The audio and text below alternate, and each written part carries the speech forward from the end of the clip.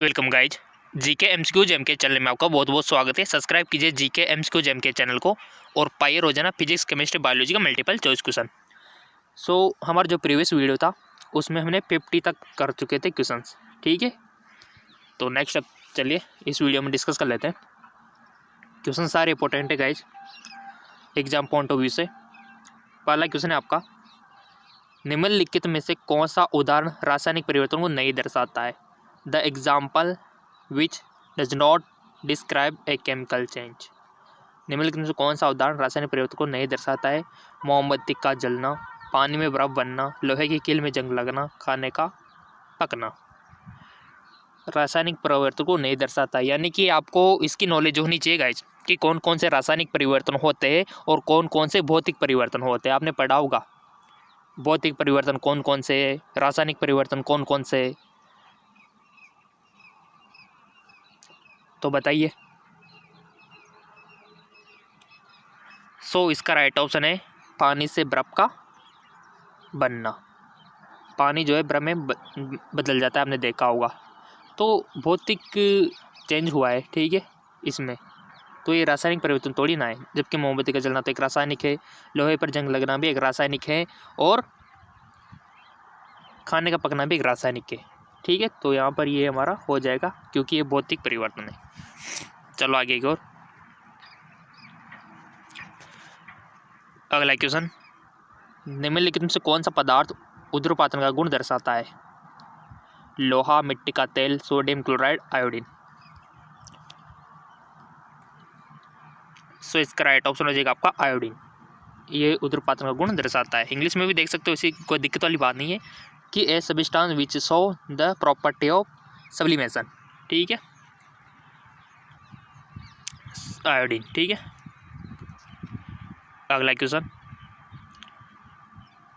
एक द्रव्य निश्चित ताप पर वाष्प में बदलता है, इसे जाना जाता है।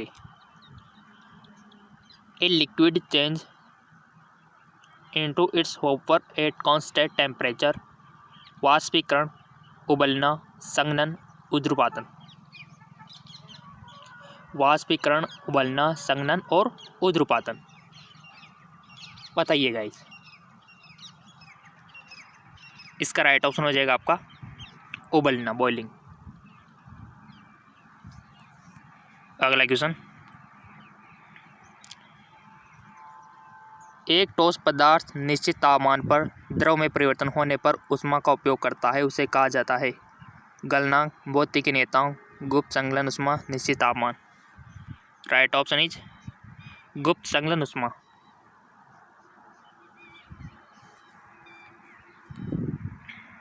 अगला क्वेश्चन, निम्नलिखित में से किस भौतिक अवस्था में आवेशित कण उपस्थित रहते हैं? निम्नलिखित में से किस भौतिक अवस्था में आवेशित कण उपस्थित रहते हैं? ठोस, द्रव, gas, plasma. The physical state in which charge particle are present. निम्नलिखित में से किस भौतिक अवस्था में आवेशित कण उपस्थित रहते हैं?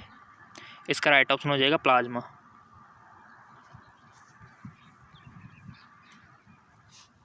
समुद्र तल पर सामान्य या मानक दाब होता है 76 मिलीपारा, 760 मिलीपारा, 1.01 टू 10⁵ पास्कल, 1.01 10⁵ न्यूटन। तो राइट ऑप्शन हो जाएगा आपका 1.01 10⁵ पास्कल। अगला क्वेश्चन है आपका, निम्नलिखित में से कौन सा तथ्य असत्य है? द्रव को वाष्प में परिवर्तित करने के लिए ऊष्मा का उपयोग किया जाता है। पदार्थ का रासायनिक बंध तोड़ने में, अणुओं को गतिज ऊर्जा प्रदान करने में, अणुओं की गति तेज करने में, आणविक आवेश कम करने में। तथ्य आपको असत्य, ठीक है, असत्य आपको बताना है। तो राइट ऑप्शन हो जाएगा आपका करेक्ट आंसर पदार्थ का रासायनिक बंध तोड़ने में।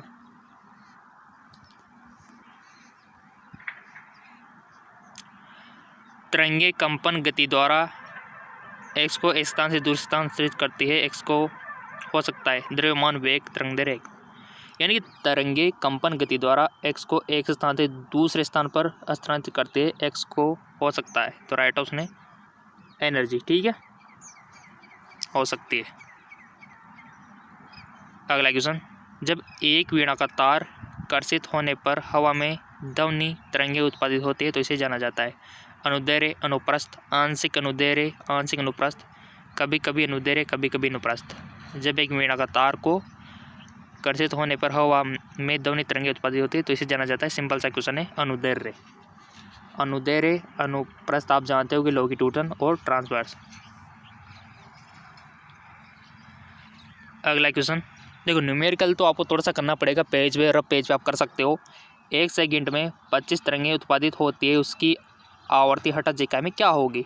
25 हर्ट्ज, 0.25 हर्ट्ज, 0.025 हर्ट्ज, 0.0025 हर्ट्ज।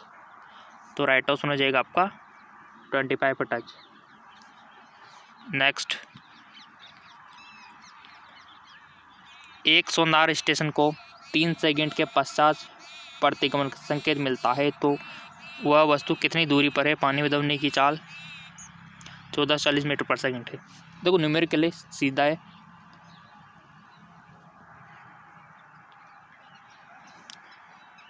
कर लिया होगा आपने इसका क्वेश्चन आंसर न्यूमेरिकल फॉर्मूला लगा के।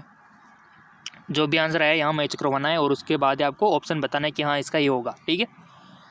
सो आपने चूज कर लिया होगा, लेट मी चेक, इसका राइट ऑप्शन होगा आपका 2160 मीटर, ठीक है, 2160 मीटर। अगला question,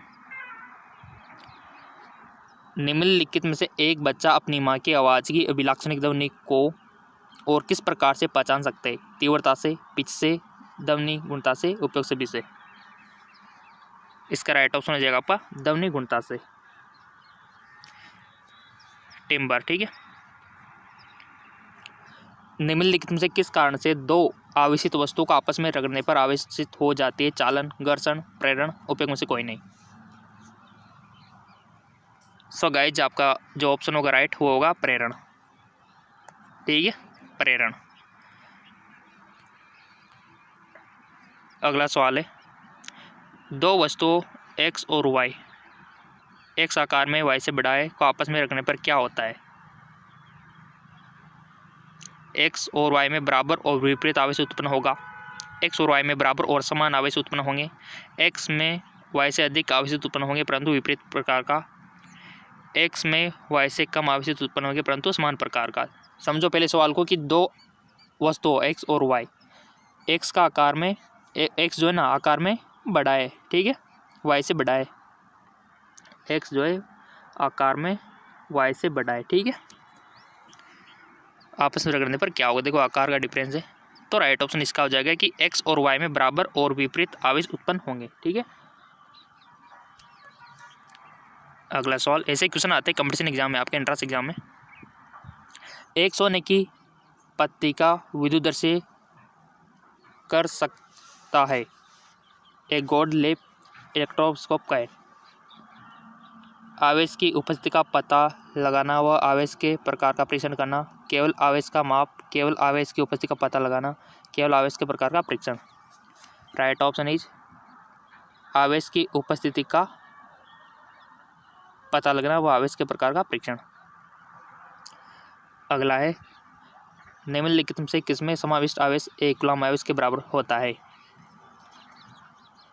2.6 × 10⁻19 electron, 2.65 × 10⁻18 electron, 6.2 × 10⁻19 electron, 6.25 × 10⁻18 electron. Right option हो जाएगा आपका 6.25 × 10⁻18 इलेक्ट्रॉन, ठीक है। आगे, किस परिपथ विभवांतर को स्थिर करके प्रतिरोध को दोगुना किया जाए तो विद्युत धारा होगी? दोगुना, आधा, 1/4, 4 गुना। तो राइट ऑप्शन हो जाएगा आधा।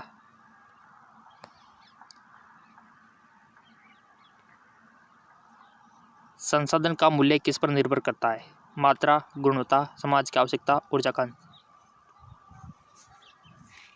इसका राइट ऑप्शन हो जाएगा समाज की आवश्यकता।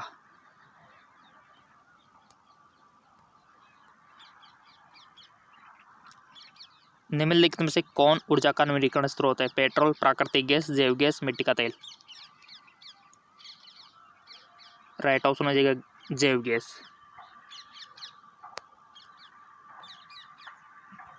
अगला क्वेश्चन है आपका, एक अच्छा ईंधन निम्न में से कौन सा गुण रखता है। एक अच्छा ईंधन है तो आपको पता ही होगा गाइस।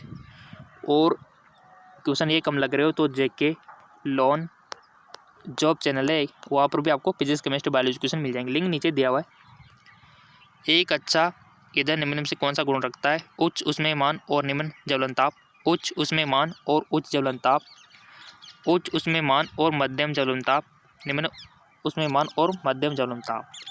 राइट ऑप्शन क्या हो जाएगा इसका, उच्च ऊष्मीयमान और मध्यम ज्वलन ताप होना चाहिए इसमें करेक्ट आंसर। न्यूमेरिकल है, सौर ऊष्मांक का क्या मान है। What is the value of solar constant.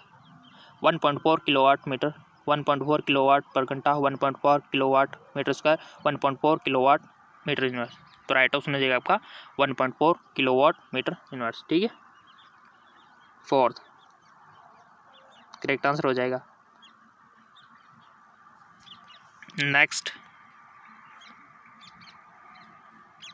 जलभराव वाली मृदा है, भौतिकी के साथ कार्य के रूप से शुष्क, भौतिकी रूप से नम लेकिन कार्य के रूप से शुष्क, भौतिकी रूप से शुष्क, भौतिकी के साथ कार्य के रूप से नम। तो राइट ऑप्शन हो जाएगा आपका भौतिकी रूप से नम लेकिन कार्य के रूप से शुष्क।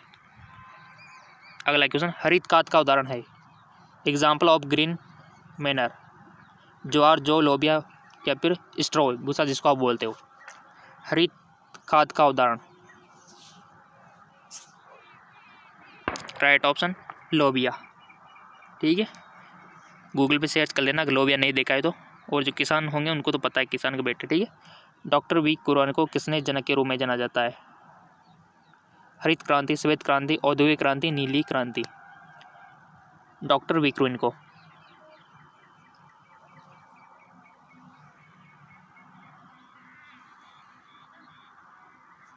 राइट ऑप्शन इज श्वेत क्रांति। और अभी तक आपने फेसबुक इंस्टाग्राम पे फॉलो नहीं किया तो लिंक नीचे डिस्क्रिप्शन में दिया हुआ है, फॉलो कर लेना गाइस। निम्नलिखित में से व्यावसायिक फसल का उदाहरण है। तेलबीज, गन्ना, मसाले, दालें। बताइए example of commercial crops among the flowing. निम्नलिखित में से व्यावसायिक फसल का उदाहरण आपको बताना है। तो राइट ऑप्शन हो जाएगा गन्ना, शुगर केन, और लिंक नीचे डिस्क्रिप्शन में दिया हुआ है।